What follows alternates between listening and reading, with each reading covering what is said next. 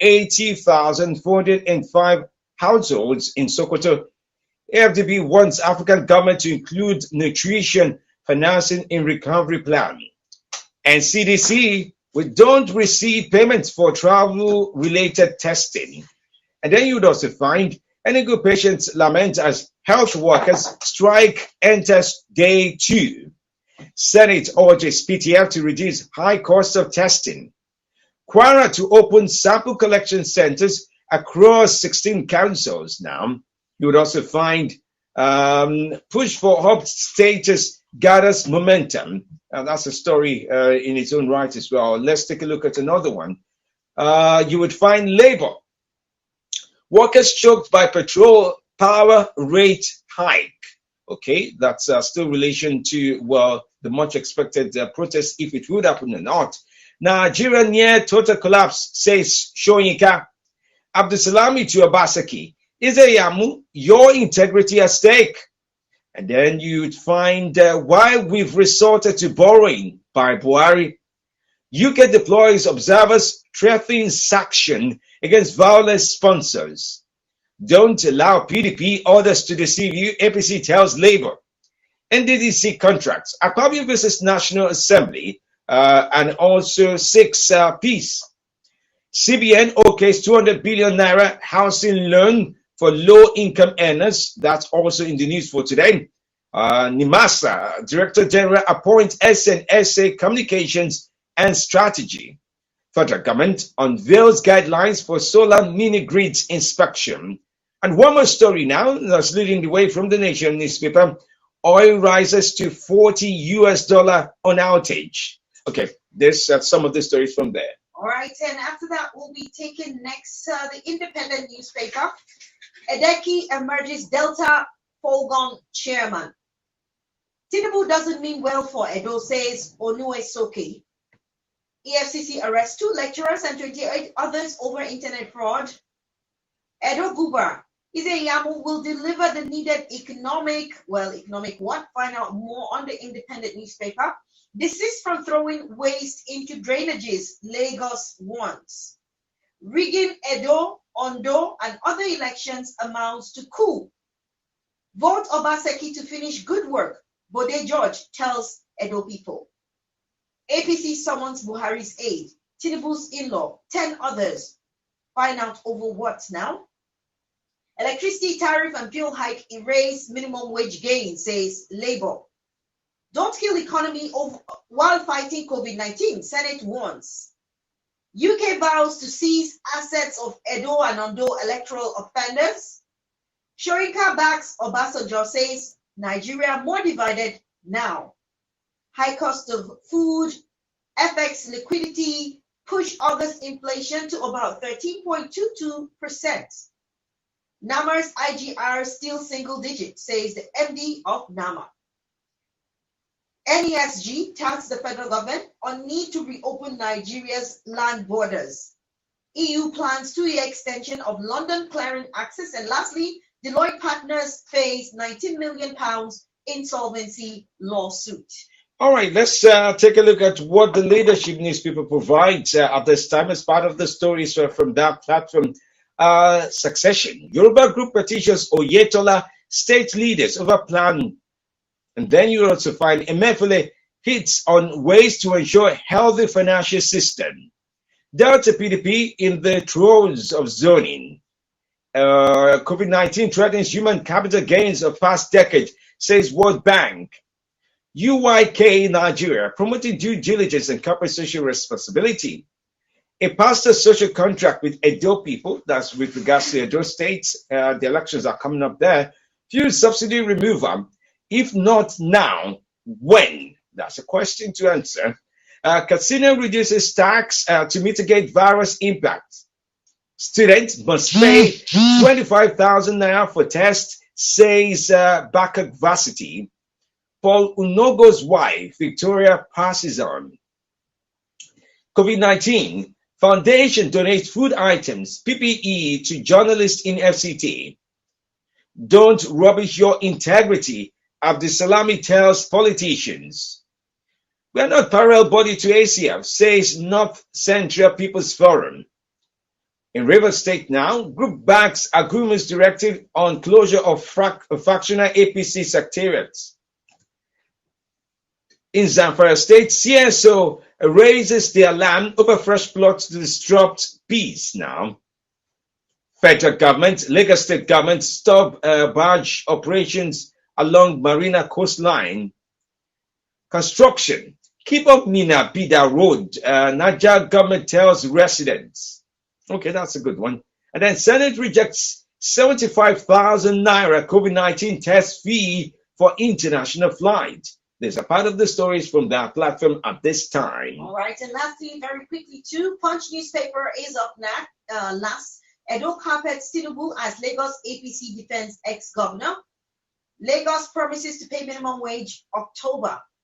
Oegun's refusal to endorse Izeyamu plus for Obaseki, says Nehikare. Coronavirus vaccine may be ready for public in November, says China. Interesting. Naira plunges further. Exchanges at 460 to $1, of course. Failed state fallacy in lies response to Obasanjo. That should be an interesting read there on the Punch newspaper. Federal government Labor's 8-hour meeting ends in deadlock. Poverty, Nigeria's strongest weapon against COVID-19, says the PTF coordinator. Ekiti APC moves to suspend Ojudu, Tinubu's in-law, and others. NDDC probe, Akpabio recants, meets National Assembly clerk panel. CBN unveils 200 billion naira loan for federal government social housing projects. Apprentice mechanic repairing truck killed, few hours or few weeks to freedom, says an eyewitness. Ekiti highway raiders kill one and abduct ex-US major, others. Babcock confirms 25,000 naira COVID-19 test fee. Tanker crushes Anambra tricycle operator to death and injures many. We also have headlines that say Arik Air resumes flight operations. 13.22% inflation rate. Address insecurity, forex and forex. Energy experts tell Buhari. Oil price rises to $40 per barrel now. And lastly, COVID-19. CBN disburses 369 billion naira to SMEs, manufacturers, and others. All right, well, we do thank you for listening in to a lot of the stories we've shared with you this very morning. Well, we do appreciate the fact that you've taken out time to listen to us. Check out some of those headlines as we have them on facebook.com/Nigeria Info Abuja and on Twitter, Nigeria Info ABJ. Follow me at Femidi Live. You can follow Swat at Swat_Moi. She's there right now. And certainly writing on Telegram and WhatsApp on 080-999-30137. Now, if you're choosing to call it, we do appreciate your call, but do remember your comments make a part of our broadcast, so we ask of you to be responsible as you make those comments in. If you're within the country, you can call 0946000951. If you're outside of Nigeria, remember to use the international code as you call in. The number is +234. We'll start if you're outside Nigeria, but for the regular calls, it's 080-3123-0293. And then 080-9597-4869. No hate speech, no fake news, no lies, no abuses on the show, okay? With that said, let's go to the phone lines and hear from you this very day. Good morning to you and welcome to the show. All right, Mr. Sam, we are listening to you.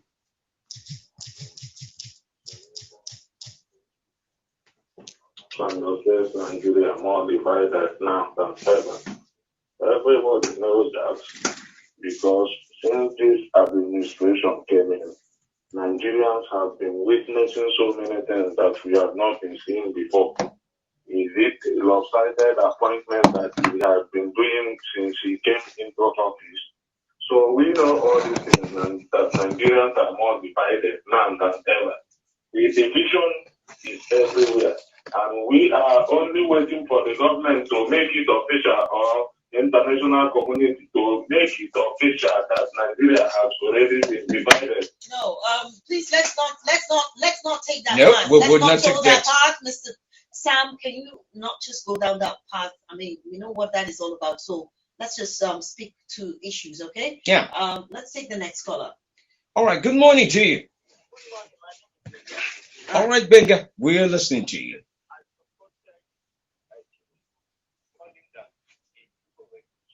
Obaseki. It is saying that Obaseki destroy institution of democracy, which is National Assembly. People have voted in, it denied 14 members of this morning up to now. Their constituency could not benefit from it because of its pecuniary interest. And that is not good for democracy. Those people from those constituencies make sure that they voted against Obaseki.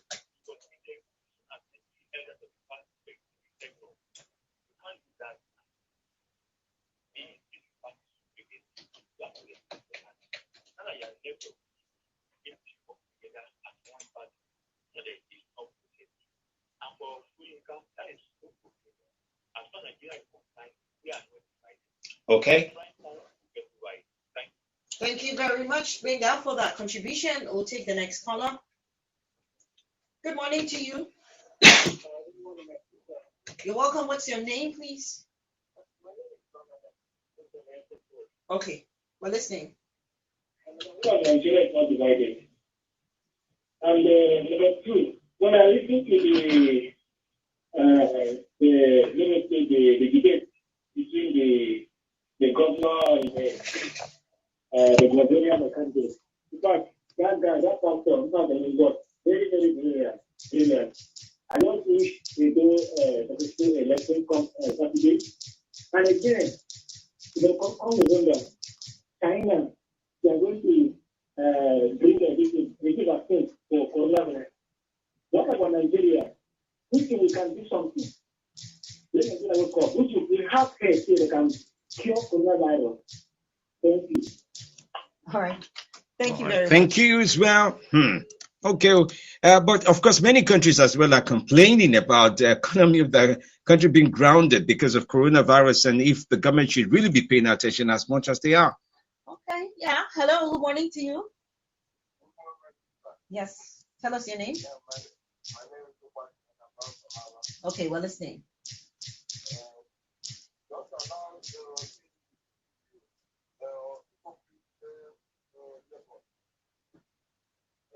Yes, Go would you? ahead.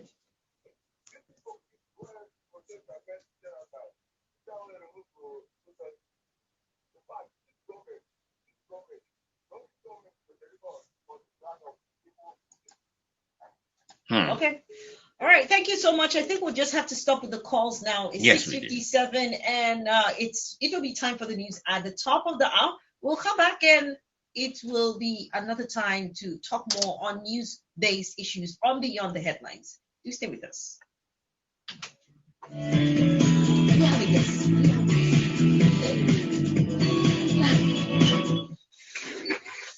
Okay. Okay, so pretty much those are the news stories. I'm going to do this on the move. It's easier to do this on the move. Aha. So those are the news stories for today in Nigeria. Yeah. Okay. Thanks. Oh, thanks for the nice studio. Thank you so much. Okay, you're asking me. Green Eyes is asking me, what do I think about the U.S. banning Nigerian politicians? I think it's brilliant, Green Eyes. I really do think it's brilliant. We've always had this situation where the government is always so close by to some of the politicians here in Nigeria. So even when there's reasons to be punished for electoral offenses, they don't get punished by any means. In fact, we do have electoral laws that says if you breach elections or you do something wrong, you will be punished, criminalized, jailed, and the likes of that. But that never happens. We've had about 4 elections since 1999 here in Nigeria, but that has never happened, not to any politicians, for electoral offense. So I think it's time to put in pressure. We're thinking about reforming the electoral laws in Nigeria. But it's one thing to have those electoral laws reformed here in Nigeria. It's another conversation for those laws to be enforced. So I think the U.S. banning Nigerian politicians is brilliant. really brilliant because they often look like their stake outside of Nigeria is very valuable to them. So, Green Eyes, I do hope that answers your question. Charlie Traplin's here is asking me, do I speak French? No, unfortunately, I don't speak French. I'm taking language classes, but right now I am taking Spanish classes. I do hope that comes along very well. Yeah, I do hope it comes along very well. And earlier, if I do get this right, I did get the question from. Oh yeah, okay. Panjita said about 3,000 naira box. He said is what he has. He has a couple of thousand naira, 3,000 naira box. Okay, that makes you some sort of a relatively okay person. 3,000 naira in Nigeria. Because of the value of the currency, COVID-19 has really made it difficult with the currency we have in Nigeria. So it makes it tough. But with 3,000 naira, let me see a couple of things. Oh, yes, you buy a box of pizza, a large box of pizza with 3,000 naira. That would be the equivalent in the international markets, especially if you're thinking about it. And maybe some few boxes of KFC as well. Boxes of KFC chicken would do fine. And who else asked me a question now? Oh, Penjita, you also asked about is weed legal here in Nigeria? No, it's not. It's on the list of things we do not allow because, of course, our society is very, we're very deliberate as regards to how things are.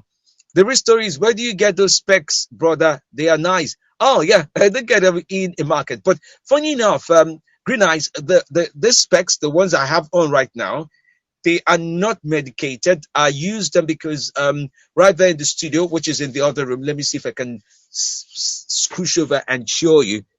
Okay, so something like that. I do have access to about 4 monitors. They all do different things. I get to see different things. And producing while on air at the same time. So the monitors produce quite a number of ray. So the best way to do it is to get the some sort of glasses. I'm told that this would help reduce the brightness or the reflection directly into my eyes. So I'm hoping they do the magic literally. Okay, so that answers your question there, Green Eyes. Any other question, guys, with regards to the news in Nigeria? I know there were quite a number of stories. I would love to explain them to you. Okay, yes. What do you think about the Nigerian SEC regulating crypto? That's what Green Eyes is asking me right now. Well, cryptocurrency, I think it's one of those dark trades that we have in Nigeria right now. There are people who are practicing crypto. But because we also have the tendency here in Nigeria, Nigerians have been swindled nationally over and over again by get-rich schemes.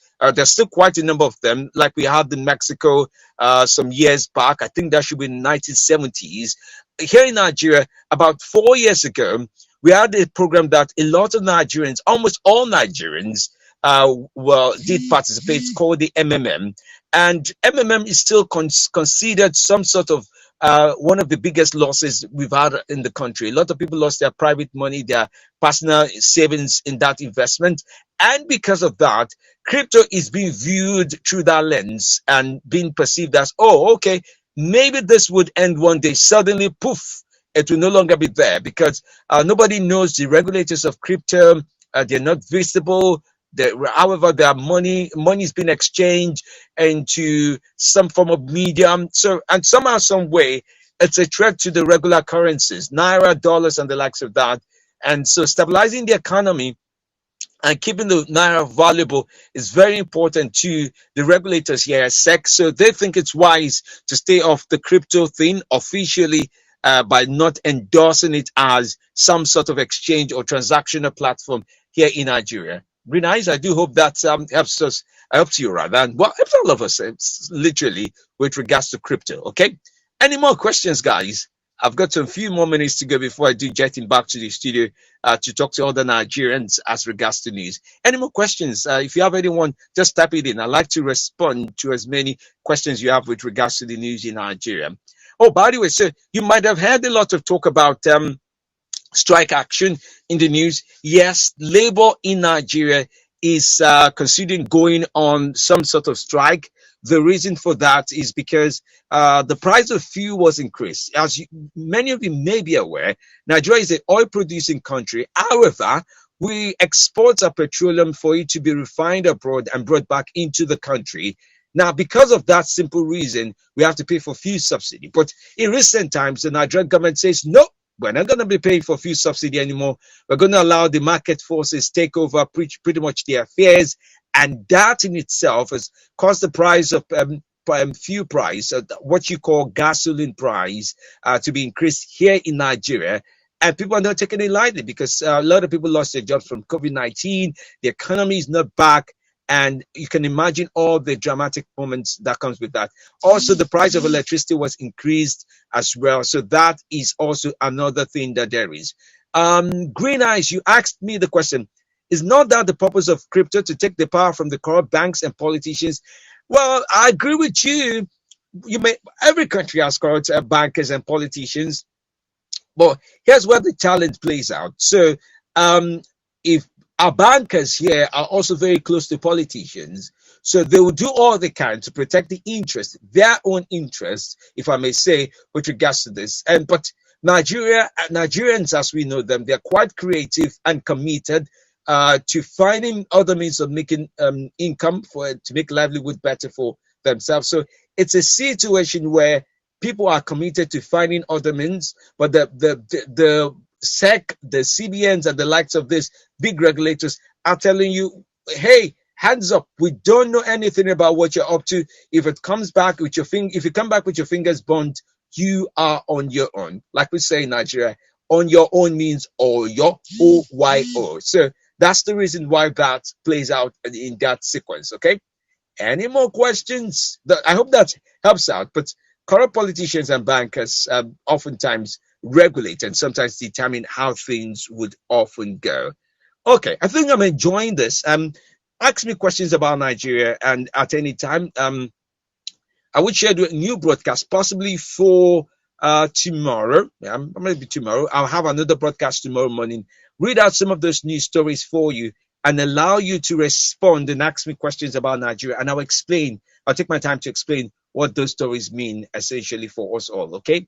But for this morning, I think I've got to call it quits. I've got to go back to the studio to talk to more Nigerians about what they think about the news. But that's a little bit of the news stories for today. Remember, you can follow me on any of my social media platforms at any time. Send me questions, comments, and answers. I'll be glad to respond from there. At Femidi Live, the same name I do go with on apps, at Femidi Live is where you find me. And for those who are following on Facebook, hi, Facebookers. And if you're watching on YouTube, please remember to click on the subscribe channel. YouTube/C/Femidi Live is my YouTube account. Twitter at Femidi Live and the likes of them. They all do fine. I'm able to interact on all these platforms as well as on apps as well. Thank you guys at apps.